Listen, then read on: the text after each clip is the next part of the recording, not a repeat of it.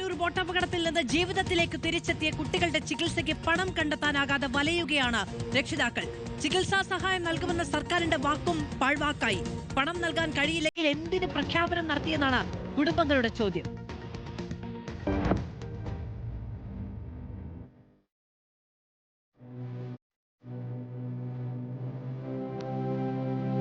താനൂർ ബോട്ടപകടത്തിൽ പൂരപ്പുഴയുടെ ആഴങ്ങളിൽ നിന്ന് ആരോ കൈപിടിച്ചുയർത്തിയതാണ് ആയിഷ മെഹറിനെയും ജർഷയെയും. എന്നാൽ ആ ദുരന്തം കുരുന്നുകളുടെ ജീവിതത്തെയാകെ മാറ്റിമറിച്ചു.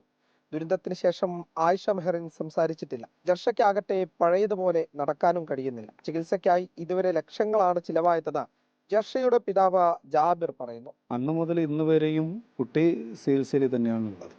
ഹോസ്പിറ്റലിൽ കൊണ്ടുപോകണമെങ്കിലും അഡ്മിറ്റായി കഴിഞ്ഞാൽ കൂട്ടിരിക്കണമെങ്കിലും ഞാൻ തന്നെയാണ് ഉള്ളത്. സ്വന്തം സ്ഥാപനങ്ങളൊക്കെ വിറ്റ്, സ്വന്തം തോണിയും വലയൊക്കെ വിറ്റ് നമുക്ക് ചികിത്സ ചെയ്യേണ്ടി വന്ന ഒരു സമയം തന്നെയായിരുന്നു. അപകടത്തിൽ പരിക്കേറ്റവർക്ക് ചികിത്സാ സഹായം നൽകുമെന്ന സർക്കാരിന്റെ വാക്കും പാഴ്വാക്കായി മാറി. തുടർ ചികിത്സ സർക്കാർ വാഗ്ദാനം ചെയ്ത ചികിത്സ ഇതുവരെ കിട്ടില്ല.